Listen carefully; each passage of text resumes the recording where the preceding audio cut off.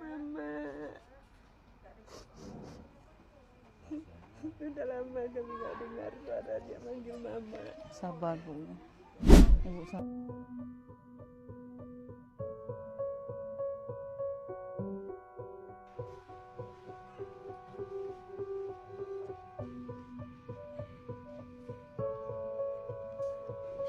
Adalah Togam itu kan orang kampung kita.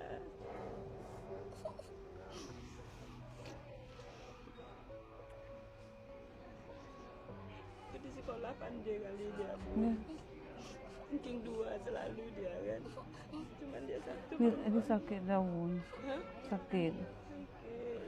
Memang Bu disuntik nggak sadar. Kalau tak sadar dia sakit kali. Sakit. Ya. Ibu tinggal di Pulang pergi. Abdia. Iya, di dekat rumah Togam.